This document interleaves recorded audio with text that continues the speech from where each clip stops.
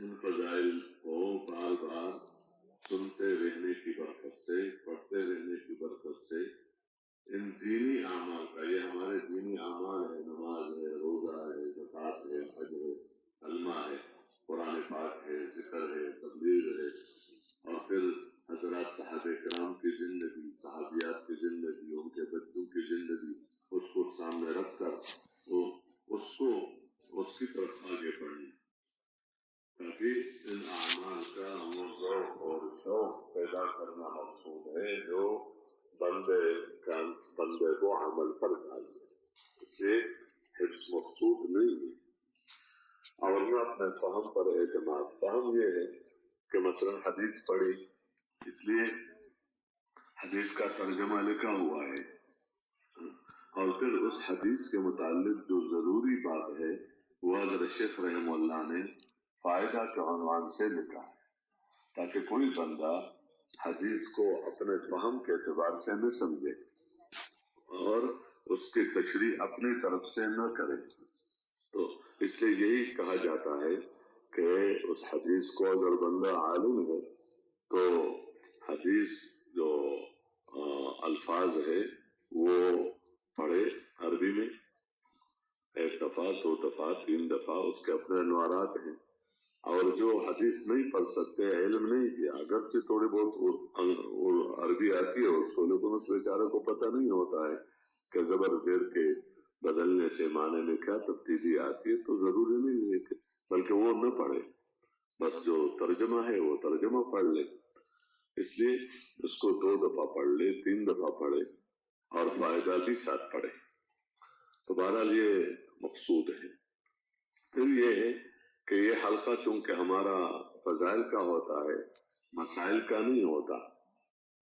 لیکن مسائل سے ہم مستغنی نہیں ہیں۔ نماز کا شوق ہے لیکن پڑھنی کیسی ہے، قرآن پڑھنے کا شوق پیدا ہو گیا، پڑھتا بھی ہوں لیکن غلط پڑھتا ہوں، اس لیے وہ ذوق اور شوق پیدا کرنا مقصود ہے جو بندے کو عمل پر ڈال دے، اور پھر یہ اس عمل کا جو علم ہے تو وہ فارغ اوقات میں علماء سے سیکھے، یعنی یہ داعیہ پیدا ہو جائے کہ میں نے اس عمل کو علم کے مطابق کرنا ہے، اور عمل کا علم علماء کے پاس ہے، تو علماء سے علم لے کر اس علم کے مطابق عمل میں لگنا، یہ مقصود ہے ہمارے اس تعلیم سے۔ اس لیے درخواست یہ ہے کہ جہاں تک ان حلقوں کا تعلق ہے تو یہ بھی عملوں میں سے ایک عمل ہے، یہ بھی ہمارے اعمال میں سے ایک عمل ہے، تو اس کی فضیلت بھی سامنے ہو کہ واقعی جب بندہ ان حلقوں میں بیٹھتا ہے تو ان حلقوں میں بیٹھنے کی برکت سے سکینہ نازل ہوتی ہے۔ اب یہ یقین ہو کہ اس وقت سکینہ نازل ہو رہی ہے، اور فرشتوں نے ہمیں اپنے گھیرے میں لے لیا ہے، اور رحمت نے ڈانپ لیا ہے، اور اس وقت اللہ ہمارا تذکرہ اپنے ہاں کر رہے ہیں، کیونکہ اس کے فضائل ہیں، اس کا استحضار ہے۔ اب یہ مقصود تب حاصل ہوتا ہے کہ جب بندہ تعلیم میں بیٹھے، کیونکہ صرف یاد کرنے سے یہ مقصد حاصل نہیں ہوتا، بیٹھنے سے ہوگا جب سنے گا، اور بیٹھنا ادب کے ساتھ ہو، بیٹھنا ادب کے ساتھ ہو۔ اس لیے اللہ توفیق دے، جس کی عادت پڑ جائے تو بڑی اچھی عادت ہے کہ ایسے حلقوں میں بیٹھنے سے پہلے بندہ 2 رکعت نماز پڑھ کر اللہ پاک سے اپنے گناہوں کی معافی مانگے، اور گناہوں کی نفرت پیدا ہو جائے، اور صحیح زندگی گزارنے کے نیت اور عزم ہو، تو اللہ پاک سے مانگا جائے۔ پھر جب بیٹھے تو بیٹھنے میں آداب کا خیال رکھا جائے، جتنا عمل میں انسان خیال رکھتا ہے اتنا وہ عمل وہ جاندار ہو جاتا ہے۔ تو بیٹھنے میں احسن اور بہترین جو طریقہ ہے وہ ہے جو نماز میں نمازی بیٹھتا ہے، تو تحیات کی شکل ہے۔ یہ الگ بات ہے کہ نماز میں بھی اگر بندہ مثلا اس طرح نہیں بیٹھ سکتا ہے تو معذور ہے. مثلا جیسے قیام ہے نماز میں تو بندہ کھڑا نہیں ہو سکتا تو بیٹھ کر پڑھے, بیٹھ کر نہیں پڑھ سکتا تو لیٹ کر پڑھے, اشارے سے پڑھے. تو اس طرح یہاں بھی اگر بندہ اس طرح نہیں بیٹھ سکتا ہے, معذور ہے, تو ٹیک لگا کر سن سکتا ہے تو ٹیک لگا کر سنے, عذر ہے اس کو. لیکن بغیر عذر کے ٹانگے پھیلا کر سننا, دور بیٹھ جانا کہ آواز پہنچ رہی ہے, یا یعنی ٹیک لگا کر سننا, یہ مناسب نہیں ہے. اس لیے جہاں تک ہو سکے تو بندہ اس بات کی کوشش کرے کہ اتحیات کی شکل میں ہو. یہ بھی نہیں کہ بس اسی میں لگا رہتا ہے کہ میں نے اپنے حیات نہیں بدلنے, آسانی سے جتنا ہو سکے پھر اپنے حیات بدل لے, پھر کر لے. اس طرح عادت پڑھنے سے پھر آسان ہو جاتی ہے اس طرح. دوسری بات یہ ہے کہ سننا ہو تو قرآن اور حدیث کو توجہ سے سننا. توجہ یہ کہ بندہ اس وقت متوجہ ہو کہ دیکھو میں اس حلقے میں بیٹھا ہوں, اللہ پاک مجھے دیکھ رہے ہیں, غفلت نہ ہو. اور کتاب پڑھنے والے کی طرف بندہ دیکھے, یعنی اس کی طرف دیکھے, نیچے نہ دیکھے, دائیں بائیں نہ دیکھے, بلکہ جو پڑھ رہا ہے کتاب کی طرف یا پڑھنے والے کی طرف نظر رکھے. جو حدیث سنے اپنے کو مخاطب سمجھ کر سنے کہ دیکھو یہ اللہ کی بات ہے, اللہ کے رسول صلی اللہ علیہ وسلم کی بات ہے, مومنوں سے بات ہو رہی ہے, میں مومن ہوں تو وہ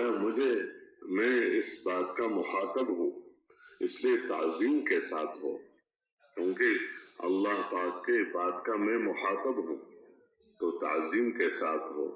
ادب کے ساتھ ہو. حضور پاک صلی اللہ علیہ وسلم کی بات کا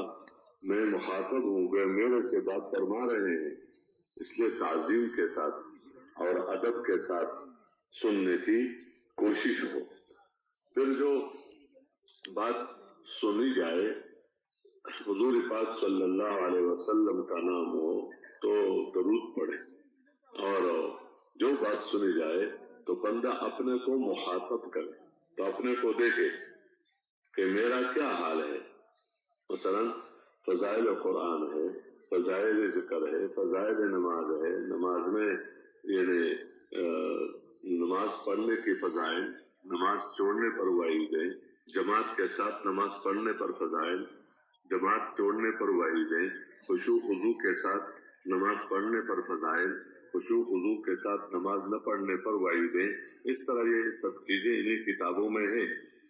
تو بندہ اپنے کو دیکھے ہر عمل کے اعتبار سے, اگر اللہ نے توفیق دی ہے اس عمل میں لگنے کی تو دل میں اللہ کا شکر ادا کرے, کیونکہ کوئی بھی نیکی بندہ اللہ کے فضل اور اللہ کے کرم کے بغیر نہیں کر سکتا, تو اس پر اللہ کا شکر ادا کرے. اور یہ عزم اور نیت ہو کہ اس میں اور بھی زیادہ سے زیادہ لگوں, مزید بھی. اور اگر اس عمل کی توفیق ابھی تک نہیں ملی, اگر کہ بندہ سنتا رہتا ہے لیکن ابھی تک اس کی توفیق نہیں ملی, تو اس بات کی نیت کر لے اس وقت کہ انشاءاللہ آج سے میں اس عمل کا اہتمام کروں گا. اس طرح ہم سننے کی کوشش کریں. کوئی وعید ہے کسی گناہ پر تو بندہ اپنے کو مخاطب سمجھے, روزہ کرنے پر وعید ہے, غفلت کے ساتھ زندگی گزارنے پر وعید ہے, جو بھی ہے اپنے کو مخاطب سنے جائے اور اللہ نے اس منکر سے حفاظت کیا اور بچایا, دل میں اللہ کا شکر ادا کرے اور اس کی نفرت اور بڑھے, منکر سے نفرت ہو, اس کی نفرت اور اگر اس گناہ کا ارتکاب کر چکا ہے تو دل میں استغفار ہو, ندامت ہو, اور آئندہ اس کے قریب نہ جانے کا عزم ہو, اور اس کے نفرت دل کے اندر پیدا ہو. اس طرح انسان سننے میں ان چیزوں کا خیال رکھے کہ توجہ سے سنے, ادب سے سنے, احترام سے سنے, اپنے کو مخاطب سمجھ کر سنے, اور وہی عمل کی نیت سے سنے کہ اپنے کو دیکھے کہ اللہ مجھے اس پر عمل کرنے کی، اور اگر عمل کی توفیق ملی ہے اس میں اور زیادہ حسن پیدا کرنے کی اللہ پاک مجھے توفیق دے۔ اس طرح جو پڑھنے والا ہے تو پڑھنے والا بھی اپنے کو محتاج اور ضرورت مند سمجھ کر پڑھے۔